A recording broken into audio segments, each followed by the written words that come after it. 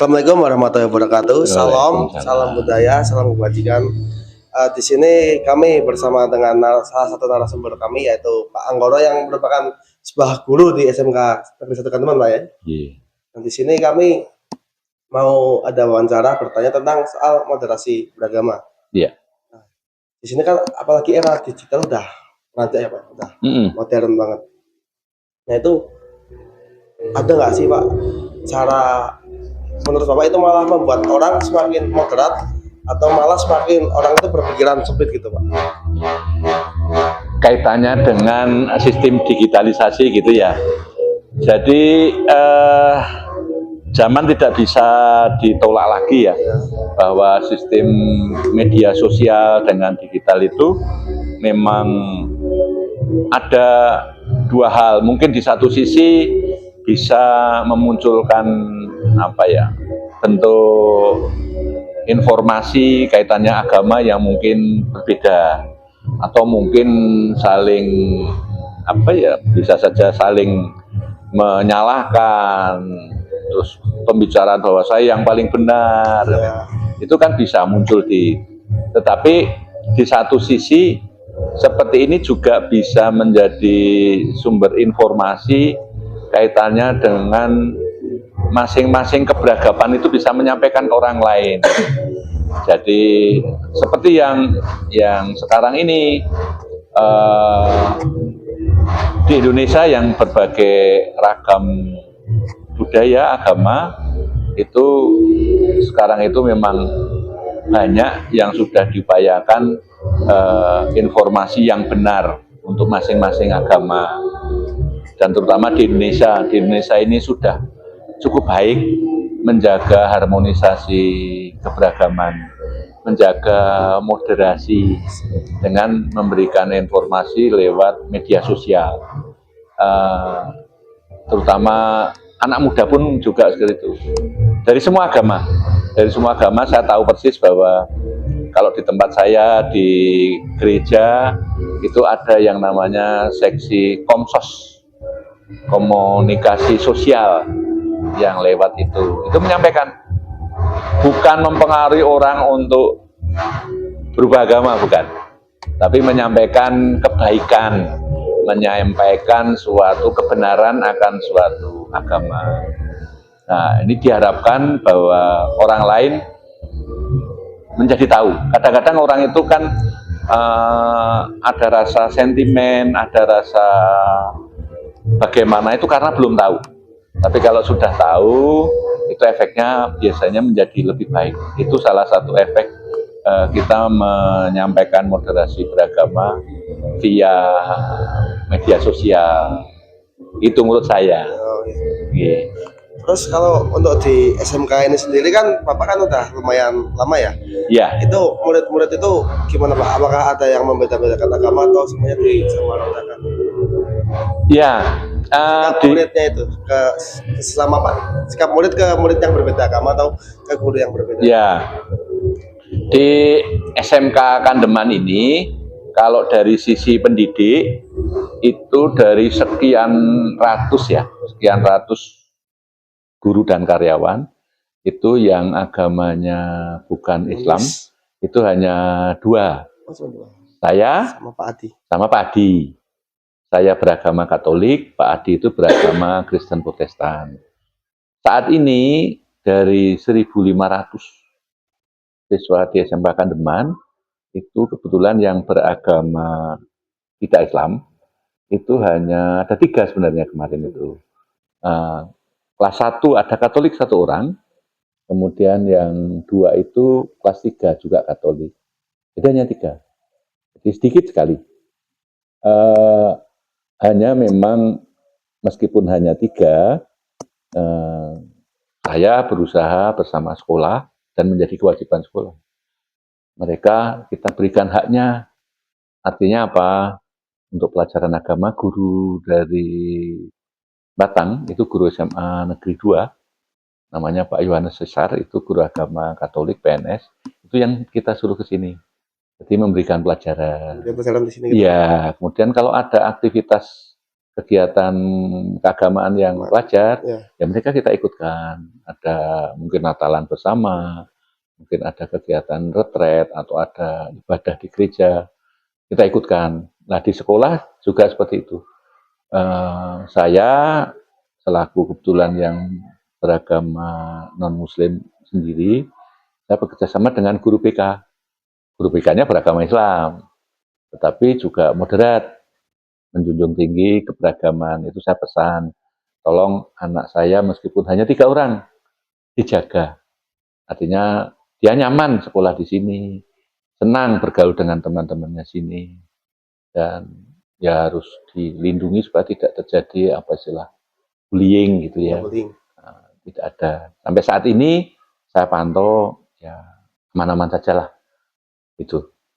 Kebetulan 3 itu yang 1 laki-laki, yang 2 perempuan. Karena 2 perempuan kan dari sisi penampilan mungkin berbeda ya, karena yang Muslim biasanya pakai kerudung, yang 2 bajunya rok panjang tetapi tidak pakai kerudung.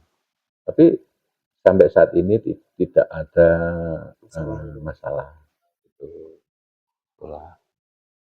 Mungkin teman-teman saya ada yang mau menyampaikan sesuatu.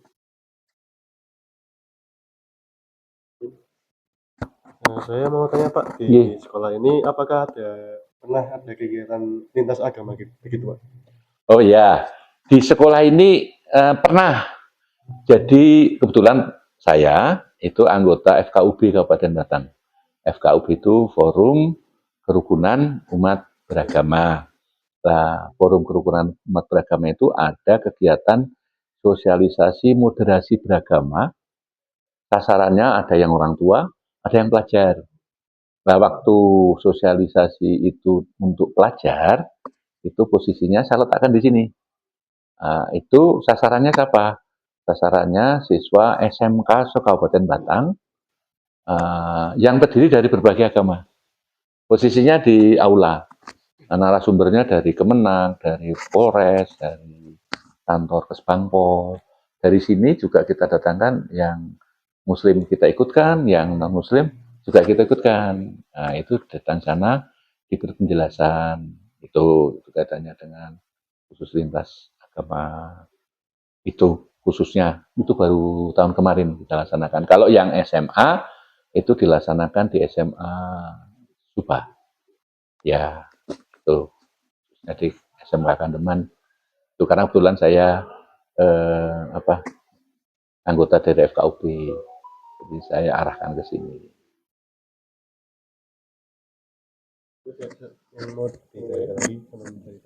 Mungkin izin bertanya ya Pak. Ji.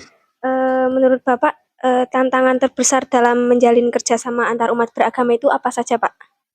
Ya, tantangan terbesar itu begini, kalau komunikasi di level tingkat pimpinan antar umat beragama itu agak mudah, artinya karena orang sudah saling paham.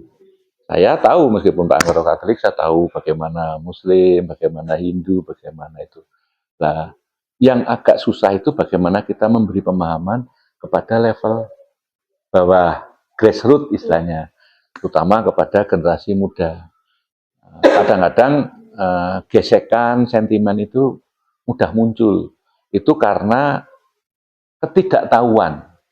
Makanya memang kita sebagai anggota FKUB itu sering mengadakan kegiatan lintas supaya mereka tahu, oh ini saudara saya atau teman saya pemuda, tapi kok ini bukan tidak sama dengan saya, mau bicara.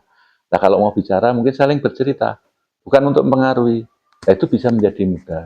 Tapi kalau tidak, misalnya yang kumpul, misalnya mohon maaf, misalnya Muslim terus semua, lihat orang Katolik kok aneh toh. Nah, ada yang terus GCI, nah itu yang sering menjadi susah. Tapi kalau kita berupaya, makanya banyak yang kita lakukan. Bulan depan itu gereja saya itu mau mengadakan saresehan tentang lingkungan hidup lintas iman. Jadi kita mengundang pemuda Muhammadiyah, pemuda NU, pemuda Konghucu, atau mungkin dari Kristen, dari Katolik, bertempat di tempat kami. tidak beribadah, bukan, tidak urusan agama. Tapi kita bicara bersama bagaimana menjaga lingkungan hidup dari perspektif orang Nasrani dan bagaimana perspektif orang Muslim, terus diskusi gitu. Itu kan saling mengenal. Itu. Terus misalnya kayak kemarin ada kegiatan tudong. Nah, tudong itu kan perjalanan jauh orang Buddha yang mau ke Borobudur itu. Nah, itu kita libatkan, ada NU ikut jaga, ada pemuda Katolik ikut jaga. Jadi tahu, oh tudong itu apa. Kalau semakin banyak tahu, kalau imannya kuat kan tidak mengaruhi iman, tetapi menjadi lebih toleran, lebih memahami memang orang lain itu juga punya hak ya menjalankan ibadahnya. Kemarin waktu di Pendopo Kabupaten, Pak Wakil Bupati, karena yang tadi Wakil Bupati, kita ngomong, selamat datang, kita menyambut Anda sebagai saudara, sebagai sesama manusia. Bukan saya agama ini, kamu agama itu. Kita sama manusia yang memang ditakdirkan harus saling menyayangi. Nah, terima kasih sudah berjalan karena mereka tokoh agama, tolong doakan. Nah, mereka berdoa, dengan apa? Ya dengan cara mereka, dengan agama Buddha, di pendopo, mendoakan masyarakat datang. Ya kita aminkan, meskipun kita nggak tahu doanya gimana. Tapi saya tahu bahwa doanya itu ya tujuannya pasti baik. Itu, jadi tantangan terbesar adalah kita itu kadang-kadang muncul masalah karena belum tahu. Jadi kalau sudah tahu, pasti tidak. Karena sesama manusia itu kodratnya kan bukan saling memusuhi, tapi kan saling menyayangi. Tuh. Ya. Berarti kan ada tantangannya Pak. Nah, kalau sikap Bapak dengan menyikapi orang yang bukan lagi berpikiran sempit tetapi memusuhi yang beda di luar alirannya itu gimana Pak? Jadi gini, maka di Indonesia itu kan memang Banyak beragam banyak ya, dengan agama dan budaya, bukan hanya agama tapi juga suku, ras. bahasa. Itu juga pengaruh loh Mas, karena suku ras itu kaitannya karakter. Orang Jawa kayaknya halus, tapi juga suka marah. Orang Nusa Tenggara itu sudah karakternya keras. Orang Ambon tuh mau agama Islam, mau agama Kristen, itu keras semua. Orang Batak mau Islam, mau Kristen, mau Katolik, keras semua. Jadi kita itu memang ibaratnya